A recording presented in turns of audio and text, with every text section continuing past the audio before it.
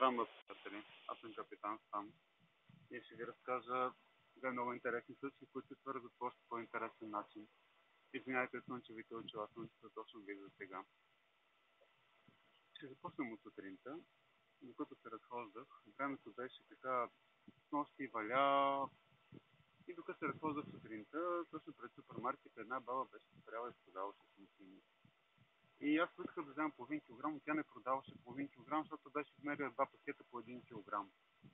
И все пак, когато предпочетох да си взема половин, тя почна да обяснява, че изкарала тези смокини, защото имал да оправя някакви тръби в къщата и някакви такива лични истории, в които аз не виждах връзката. Докато тя наказва, нали, трябват ми пари за това нещо и добре, че имам смокини, еди, който си ми каза, ми ти що не продаваш смокините. И тя отишла на пазара, видяла, че там са по 6 лева, набрала си смокини от дървото и ги предлага по 4 лева. И казва, ето, нали, имам смокини, ма не, кой да се сети? И това е първата история. Някой път имаме ресурси, които могат да са полезни за нас, но не се сещаме с какво разполагаме. Имаме го под ръка, буквално го ядем. Тук в случая с смокините някой път може да е нещо друго, но може от това да изкараме да спечелим нещо друго. Давате ли сметка за ресурсите, с които разполагат, колко могат да бъдат ценни?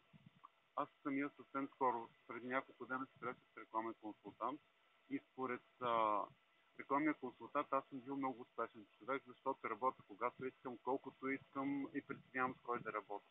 И според някой това е успех. Аз имам други очаквания за успех, други амбиции за успех, но може би наистина за някои хора това е успех. И ето тук е пак гледната точка какво искаме, какво правим и къде виждаме ценността в цялото нещо. И стигаме до третата история. Тъй като валя дъжд, все още съм на Варна, но времето не беше подходящо много за плаж.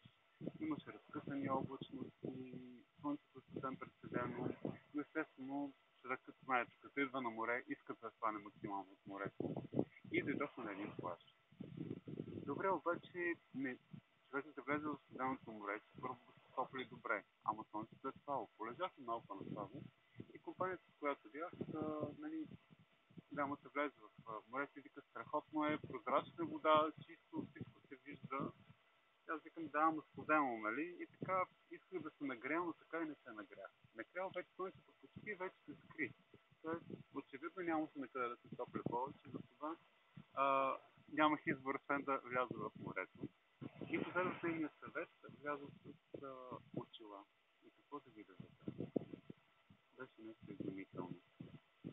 Изведнъж ето ви попадна в океанен аквариум, когато са някакви огромни, не точно корални водорасли, плуват рибки, малки, голями.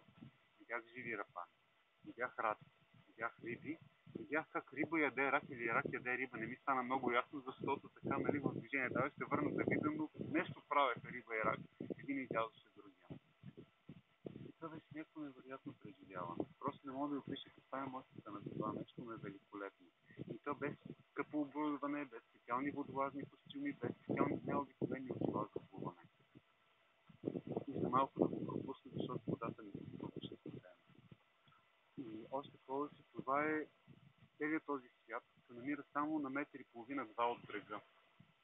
Ако влезеш без очила, ще попаднеш на камъни, трудно за придвижване, неподходящо за къпане. Някой път ни трябва нещо много малко, за да открием страхотните неща, които се движат в нас. И ако нямаме това малко оборудване, има шанс не само да ги пропуснем и да кажем, колко беше скапано, не можа да се скъпа, нямаше никакъв пятък. И това нещо се случва, би ви показал къде. Това е на 50 метра от централния плаж на Златни пясъци, едно великолепно място, в което бистра вода, страхотни камъни. Така че нека съберем трите неща. Някои пъти имаме нещо ценно, не си даваме сметка, че то може да е ценно за другите. Както е примерно с моя работен режим или както с смокините на госпожата. Някой път имаме страхотни богатства буквално на метър